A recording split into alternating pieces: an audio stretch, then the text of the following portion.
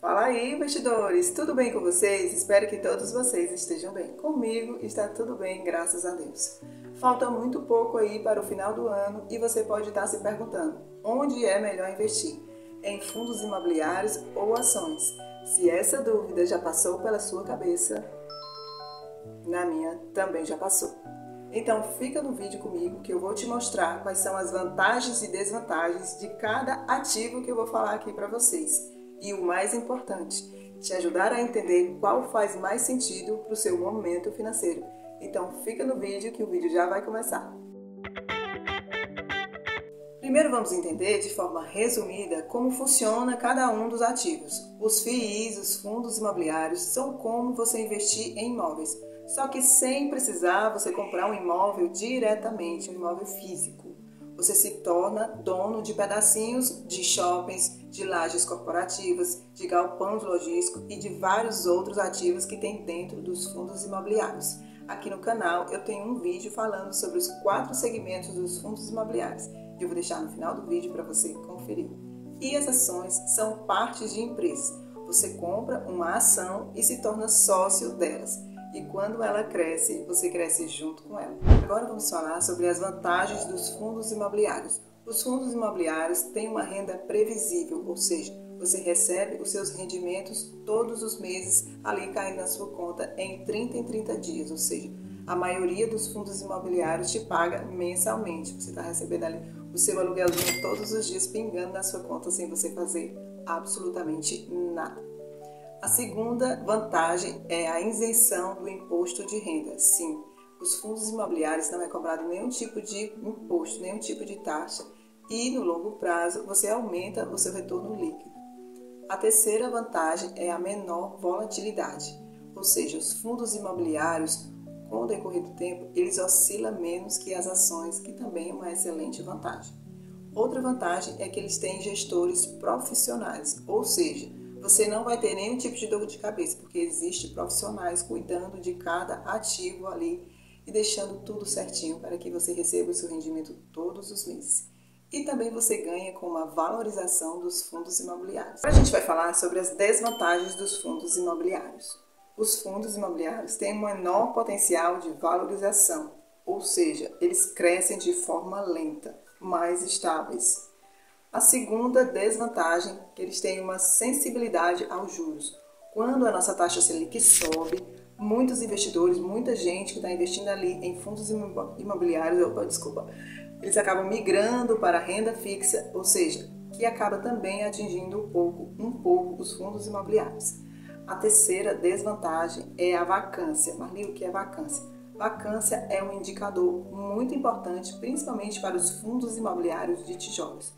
É uma condição que diz se o imóvel está ocupado ou desocupado. Ou seja, eu vou te dar um exemplo. Se tem uma empresa, se tem um prédio que está alugado para uma grande empresa e essa empresa resolve sair do prédio, eu não quero mais ficar aqui, eu vou alugar em outro lugar. O que acontece? O fundo imobiliário está dependendo daquele aluguel, ou seja, então não haverá pagamento daquele aluguel pelaquela empresa. E de uma certa forma, isso acaba atingindo o fundo imobiliário e às vezes acaba atingindo até os valores dos dividendos. Por isso, é muito importante você saber escolher bons setores, bons fundos imobiliários na hora que você for comprar um fundo imobiliário. Bom, gente, agora a gente vai falar sobre as vantagens das ações.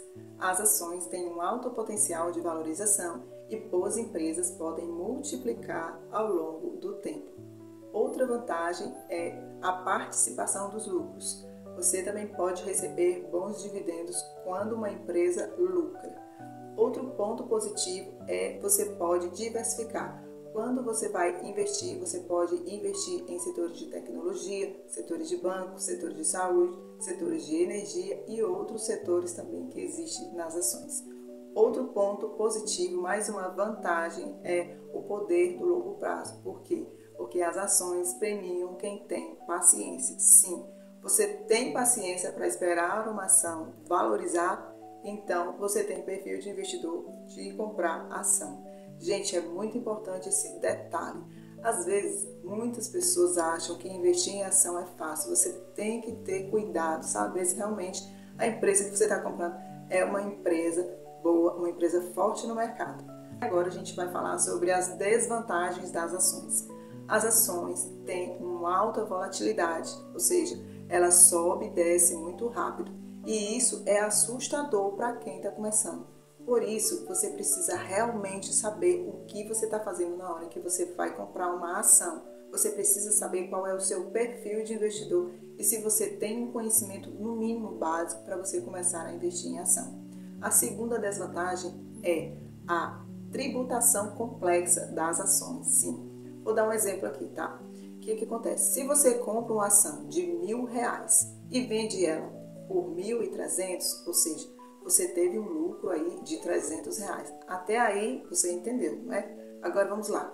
Se durante um mês você vendeu várias ações e teve vários lucros acima de R$20.000, você teve lucro e foi acima de R$20.000, você pagará um imposto de 15% sobre o lucro das empresas que você recebeu.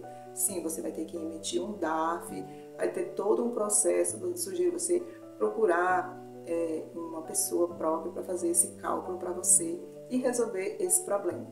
Então é muito importante, você precisa realmente ter um conhecimento na hora que você for investir em ação. E como saber qual é o seu perfil de investidor? Quando você vai investir, você precisa se cadastrar numa corretora, certo? Então lá, quando você vai fazer o seu primeiro investimento, geralmente as corretoras, elas pedem que você faça o teste do seu perfil de investidor. O que é isso, Marli? Lá eles fazem uma série de perguntas virtuais para saber qual é o seu perfil de investidor. Se é mais conservador, se é mais arrojado. Então, baseado no seu perfil, você vai saber que tipo de investimento também é melhor para você.